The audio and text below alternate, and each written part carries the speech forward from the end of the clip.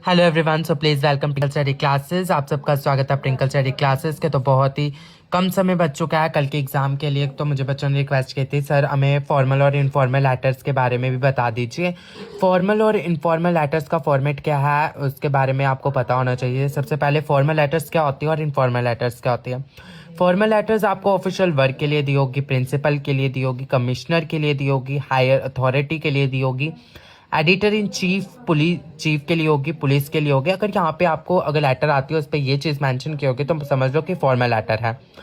अगर informal letters जो होती है वो फ्रेंड्स या रिलेटिव्स के रिलेटेड होती है तो वो हो गई इनफॉर्मल लेटर्स। ठीक है, सबसे पहले आपको ये पता होना चाहिए। उसके बाद फॉर्मल लेटर्स का पैटर्न क्या है। फॉर्मल लेटर्स का पैटर्न क्या है? फॉर्मल लेटर्स का पैटर्न इस तरह से है। आपको सबसे पहले क्या लिखना है, अपना सेंडर एड्रेस लिखना है। सेंडर एड्रेस हमेशा 3 लाइन का लिखना चाहिए। मैंने फॉर एग्जांपल के लिए जैसे कि मान लो मैंने सेक्टर 12 नियर JNK बैंक लिखा, मुझे नियर ये पड़ता है और मैंने लिख दिया श्रीनगर पिन कोड। अगर आपका सेंडर एड्रेस जो भी किसी काम के लिए आपको बोला होगा तो आपने अपना एड्रेस दे देना है। सेक्टर नंबर होगा तो सेक्टर, होम नंबर होगा तो होम नंबर लिख देना, नियर जो पास में जो पड़ता होगा जम्मू, और अपना पिन कोड दे देना। ठीक है, उसको मतलब कि सेंटर एड्रेस हो गया 3 लाइंस का। अगर आपको डेट लिखनी है तो डेट भी आपको उस पहले ये नहीं लिखनी कि 11/3/2024 वो डाल के सप्लाई स्टार्ट के, नहीं, आपको नई सिरे से लिखनी है 11 मार्च 2024 कल आपका एग्जाम है। इसी तरह से आपको डेट जो है लिखनी है।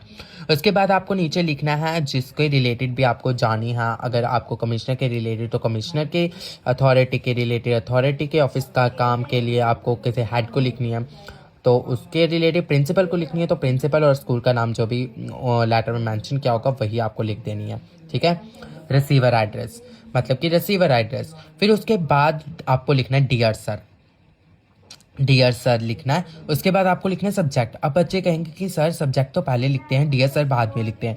नहीं, फॉर्मल लेटर्स में अब जो है पैटर्न चेंज हो गया है। फॉर्मल लेटर्स में क्या है, सब्जेक्ट बाद में लिखेंगे और डियर सर पहले लिखेंगे। फिर उसके बाद आपको लिखना है विद ड्यू रिस्पेक्ट। फिर उसके बाद जो आपने लिखना है ना, वो पहली 2 लाइन्स में आपने अपना इंट्रोडक्शन देना है। अपना इंट्रोडक्शन जैसे देते हैं, with due respect I am student of this class, जो भी इंट्रोडक्शन देना। फिर अपने वो जो भी लेटर पूछी होगी जिस भी चीज़ के रिलेटेड उसके बारे में 2 लाइन्स आप लिख दो। 2 लाइन्स के लिखने के बाद आप कंक्लूजन लिख दो एंड में। कंक्लूजन्स लिखने के बाद एंड में लिख दो thank you yours faithful ABC।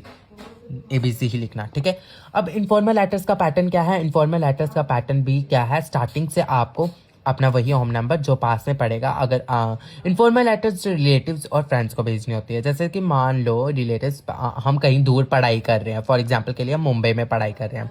ठीक है, मैंने लिख दिया मुंबई की, मेरा सेक्टर ये है, मेरे पास में एयरपोर्ट पड़ता है, मैं मुंबई से हूँ, ये आ गया मेरा सेंटर एड्रेस। ठीक है, डेट आज की लिखनी है और जिसको भी भेज रहे हैं, मम्मा को भेज रहे हैं, पापा को भेज रहे हैं, जिसको भी, मैंने लिख दिया डियर फादर।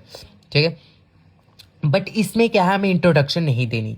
क्यों नहीं देनी इसमें इंट्रोडक्शन? क्योंकि अगर हम किसी रिलेटिव्स को बता रहे हैं या किसी रिलेटिव्स को बता रहे हैं या किसी फ्रेंड्स को बता रहे हैं, उसको तो हमारे बारे में पता ही होगा ना, उनको पता है कि मैं कौन हूँ। उनको अपनी इंट्रोडक्शन बताने की क्या ज़रूरत है, उनको तो पता है हम कौन है। तो इसलिए इसमें इंट्रोडक्शन नहीं बतानी होती। उसके बाद आपको वही बॉडी लिखनी होती है इसकी, 2 लाइन्स की आपको लिख देनी है, 2-3 लाइन्स की। उसके बाद कॉन्क्लूजन्स बता देना एंड में। उसके बाद एंड में इसमें क्या होता है, यूअर लविंग सन लिखना है, या तो ब्रदर लिखना है, या तो डॉटर हुई डॉटर, सिस्टर हुई सिस्टर, फ्रेंड हुआ फ्रेंड लिख देना। बस इनफॉर्मल लेटर्स की ये फॉर्मेट है और फॉर्मल लेटर्स का ये फॉर्मेट है। अभी भी आपको कोई डाउट है तो प्लीज़ कमेंट सेक्शन में मुझे बोलिए, क्योंकि बहुत कम समय रहता है, मैं आपके डाउट्स को क्लियर करूंगा।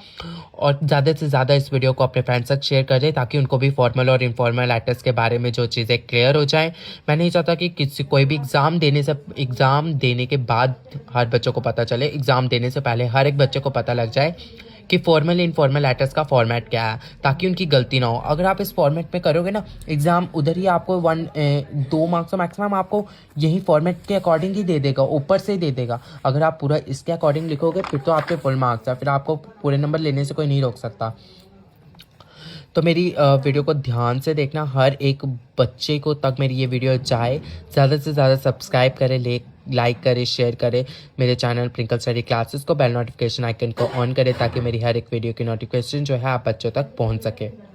Thank you for watching my video.